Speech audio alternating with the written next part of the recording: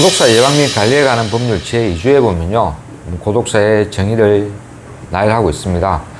사회적으로 고립되어 살던 사람이 주변 사람들과 가족, 친척 등과 단절한 채 외롭게 살다가 사망 후 일정한 시간이 지난 후에 발견되는 죽음이라고 정의를 하고 있죠.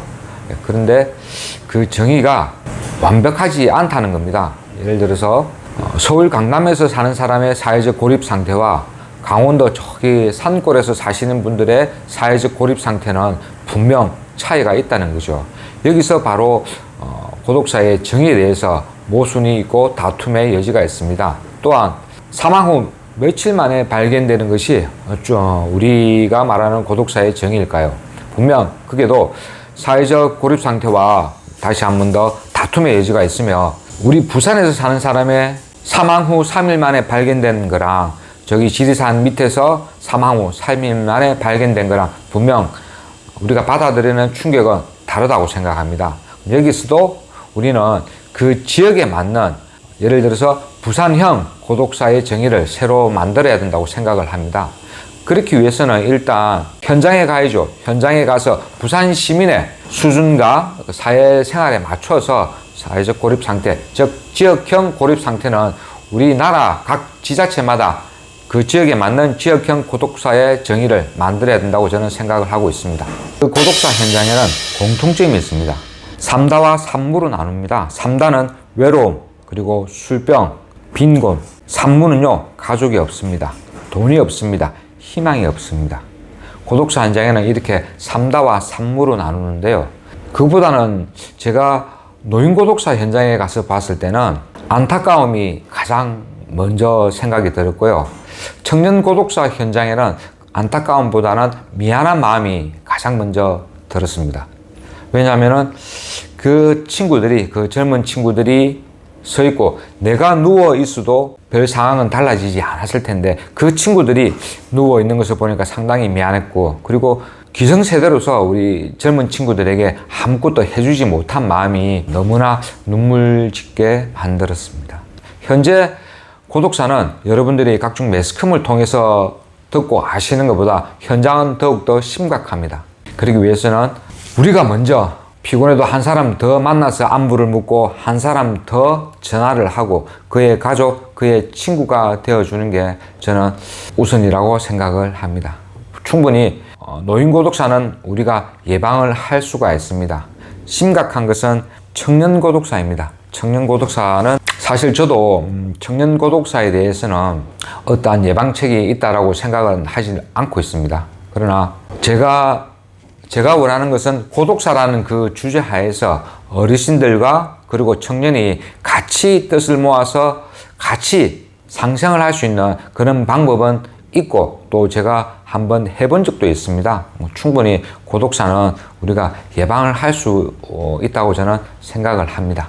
2018년도에는 직접 제가 고독사의 통계를 내어본 적이 있습니다. 2018년도 1월 1일부터 8월 11일까지 그 당시 부산은 2373건의 변사가 있었고, 저는 고독사로 추정되는 3일이 지난 고독사로 추정되는 162건의 고독사 현장을 모두 다 임장을 했습니다. 그리고 그곳에서 그들이 남긴 유서, 메모, 낙서, 그리고 그 사람을 기억하는 사람의 입을 통해서 어떠한 정책이 있었으면 이 사람들은 고독사를 피할 수 있지 않았을까라는 이야기를 듣고요, 예방책을 만들어 보았습니다. 저는 그들이 가족을 원한다는 것을 알았습니다. 가족. 지금은 많은 전문가들이 촘촘한 사회관계망이 필요하다고 합니다. 촘촘한 사회관계망. 촘촘한 사회관계망의 끝은 어디일까요? 바로 가족입니다. 고독사의 가장 큰 원인은요, 경제적 빈곤이 아닙니다. 가족의 붕괴로 인한 외로움이죠. 그 외로움을 극복을 할 수 있다면 분명 고독사는 예방이 될 거라고 저는 생각을 합니다. 그러기 위해서는 우리는 고독사의 통계가 중요합니다. 고독사의 통계. 통계가 있어야지 실태 조사를 하고요, 예방 기본 계획을 만들 수가 있다는 거죠. 근데 통계는 분명 지자체와 보건복지부에서 바라보는 통계는 큰 차이가 납니다. 그래서 저는 고독사 예방 실사팀이라는 것을 각 지자체에서 만들어서 모든 변사 현장에 임장을 해서 그들이 어떻게 살다가 어떻게 죽었는지, 우리 지역에서는 어떠한 사람이 어떻게 살다가 어떻게 사망을 했는지 그들의 히스토리를 만들고, 즉 망자의 기록을 통해서 산자의 미래를 예측할 수가 있습니다. 그게 바로 고독사입니다. 그 자료를 가지고 있으면 분명 그 지역에 맞는 맞춤형 고독사 예방책을 만들어낼 수가 있답니다. 현재 고독사는 현장과 그리고 내근이죠. 시라든지 구에서 근무하시는 분들이 내근으로 보고, 외근은 사회복지사들이 현장에서 바로 일을 하시는, 그렇게 현장 그리고 내근, 외근으로 나눕니다. 그런데 지금은요, 이 현장을 완전 무시를 하고 있죠. 현장을 가보지 않습니다. 현장을 가보지 않았는데 어떻게 그에 맞는 맞춤형 고독사 예방책이 나올까요?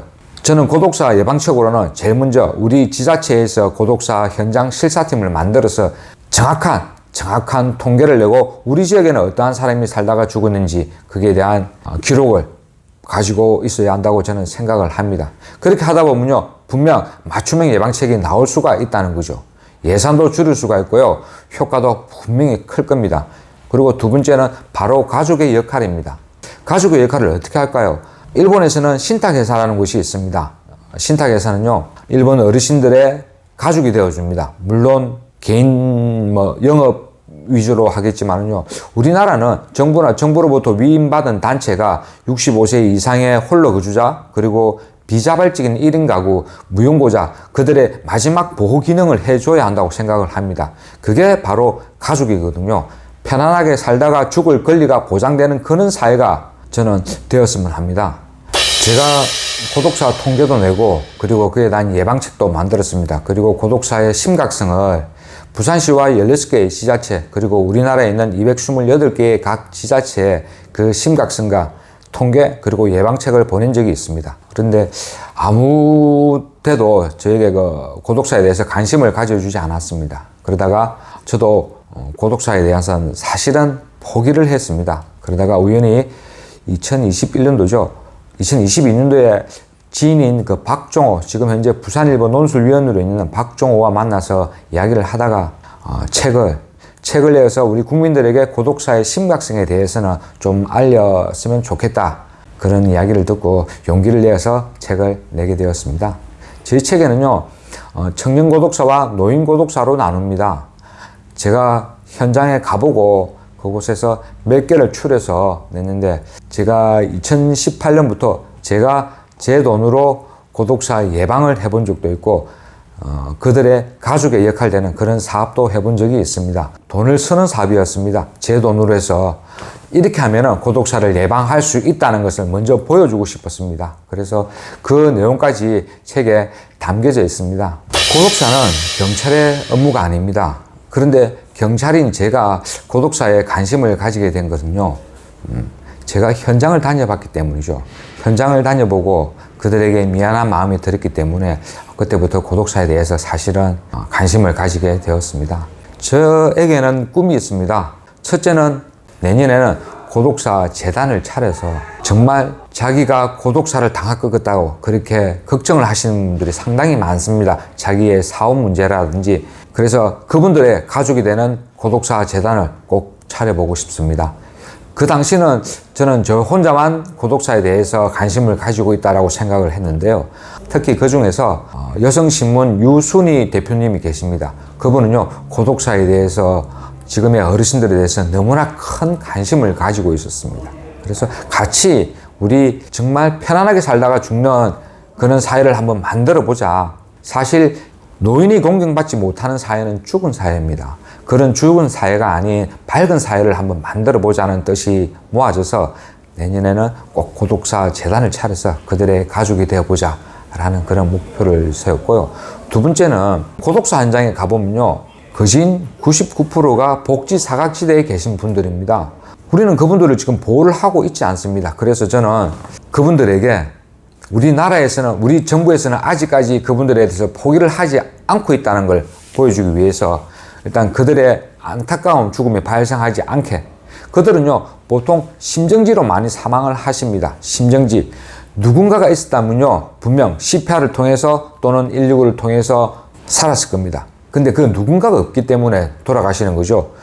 우리나라는 IT 강국이라고 합니다. 심정지를 먼저 체크할 수 있는 이 스마트워치를 개발해서 그분들이 심정지 오는 그 신호를 감지를 해서 그분들을 허무하게 돌아가시지는 않게 하고, 그 다음에 고독사 재단에서 그분들을 가족처럼 아끼고 보살피고 그렇게 하면은 고독사는 분명 50% 정도는 예방을 할 수 있다고 생각을 합니다. 저는 욕심을 내서 그 큰 두 가지의 꿈을 내년에는 꼭 한번 실현해 보고자 합니다. 감사합니다.